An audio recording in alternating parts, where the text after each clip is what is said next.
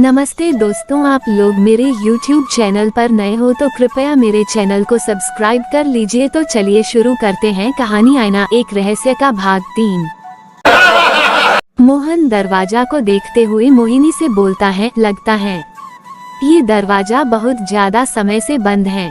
शायद इस दरवाजे को पहले किसी ने खोलने की कोशिश नहीं किया है। मोहन मोहिनी की ओर देखते हुए बोलता है, मोहिनी तुम यहीं रहो, मैं इस दरवाजा को खोलकर इस कमरे के अंदर जाता हूँ। मोहिनी मोहन की ओर देखते हुए मोहन से बोलती है, आप इस कमरे के अंदर मत जाइए, मुझे ये कमरा बड़ा ही अजीब लग रहा है।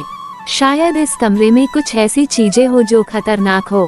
शायद इसलिए ही ये दरवाजा पर इतने सारे मंत्र छपे कपड़े और ताबीज बंधे हुए हैं। मोहन मोहिनी को समझाते हुए मोहिनी से कहता है, क्या मोहिनी तुम कब से इन सब चीजों पर यकीन करने लगी हो? तुम डरो मत, मुझे कुछ नहीं होगा, मैं यूं गया और यूं आया। इतना बोलकर मोहन वो सारे ताबीज और मंत्र छपे कपड़े हटाने लगा।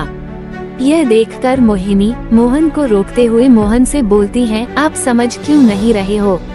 मेरा जी बहुत घबरा रहा है, कृपया आप इस कमरे के अंदर मत जाइए। मोहिनी की बात सुनकर मोहन ने मोहिनी के दोनों कंधे पर अपना हाथ रखा और मोहिनी को समझाते हुए मोहन बोलता है, अरे मोहिनी तुम डरो मत, आज तुम्हें क्या हो गया है? मैंने कहा ना कुछ नहीं होगा मुझे, तुम बेकार में ही डर रही हो। इतना बोलकर मोहन ने दरवाजे पर लगे सारे ताबीज और मंत्र छपे हुए कपड़े हटा दिया। मोहिनी मोहन को रोकती रही पर मोहन मोहिनी की बात न मानकर उस कमरे के अंदर चला गया। कमरे के अंदर जाने के बाद मोहन मोहिनी से बोलता है, मोहिनी तुम तो बेकार में ही डर रही थी, देखो मैं कमरे के अंदर हूँ और अभी तक तो मुझे कुछ नहीं हुआ। मोहन बोल ही रहा था, तभी मोहन की नज़र कमरे के अंदर बने एक खिड़की पर जाता है। वो खिड़की को देख मोहन मोहिनी से बोलता है, मोहिनी यहाँ पर तो एक खिड़की भी है। इतना बोलकर मोहन खिड़की के पास जाकर खिड़की खोल देता है। फिर मोहन मोहिनी से बोलता है, मोहिनी इस खिड़की से तो काफी अच्छी हवा आ रही है। यह सब देखकर मोहिनी के अंदर जो डर था वो थोड़ा तो कम हो गया था, पर मोहिनी अंदर से अभी भी थोड़ी सी डरी हुई थी। मोहिनी मोहन की ओर देखती हुई मोहन से बोलती है, अच्छा आप कमरे के अंदर तो चले गए हैं, अब आप बाहर आ जाए। मोहन मोहिनी से बोलता है, इतनी जल्दी क्या है? मोहिनी अभी तो अंदर आया हूँ, तुम भी अंदर आ जाओ। मोहन मोहिनी को बुलाते हुए उस कमरे के अंदर रखा एक बड़ा सा आईने से टकरा गया। जैसे ही मोहन आईने से टकराया तभी मोहन बोलता है, अरे ये क्या है? मोहन के बोलते ही मोहिनी अपनी ही जगह पर रुक जाती है। तभी मोहन अपने पीछे देखकर मोहिनी से बोलता है, मोहिनी तुम अंदर आ सकती हो, मैंने ये आईना नहीं देखा और गलती से टकरा गया। यह कहते हुए मोहन उस आईने के सामने खड़ा हो गए और मोहिनी से बोला, तुम आ जाओ। मोहिनी जैसे ही अपना पहला कदम कमरे के अंदर रखने के लिए उठाती है, उस आईने से 2 हाथ बाहर आ जाता है। मोहिनी की नजर उन हाथों पर गया तो उसने अपना कदम पीछे हटा लिया और उस हाथ को देखकर काफी डर गई। उसके चेहरे का रंग उड़ गया।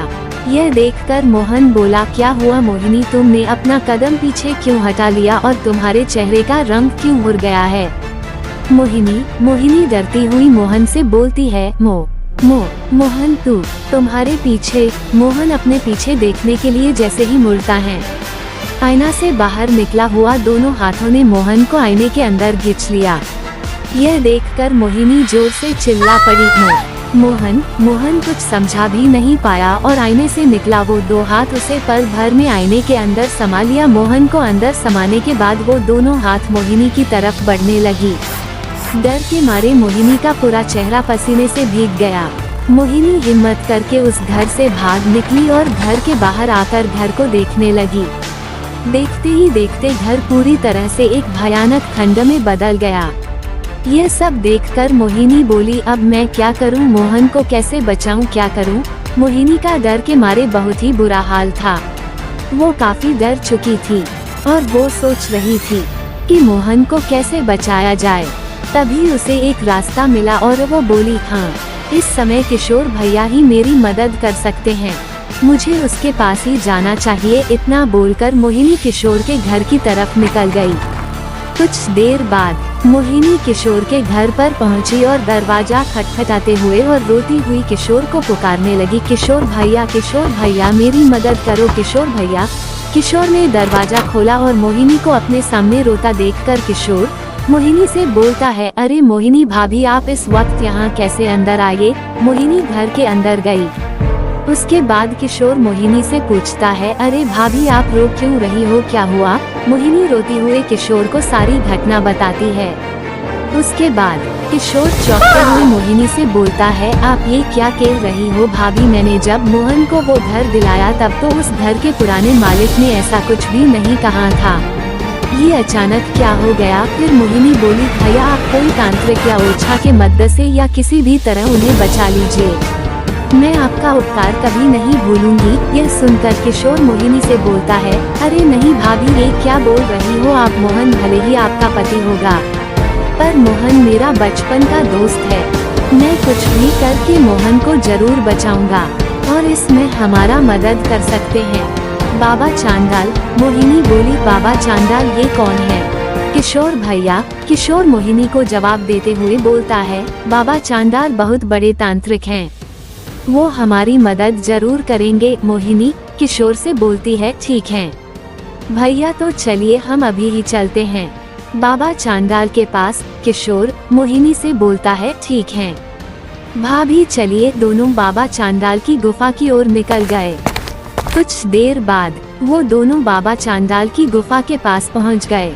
उसके बाद किशोर मोहिनी से बोलता है, भाभी ये हैं बाबा चांडाल की गुफा, चलिए हम अंदर चलते हैं। मोहिनी किशोर से बोलती है, ठीक है चलिए भैया। दोनों गुफा के अंदर पहुँचे और उन्होंने देखा कि बाबा चांडाल भूत प्रेत भगा रहे थे, अपने अंदाज में गाना गाते हुए और नाचते हुए।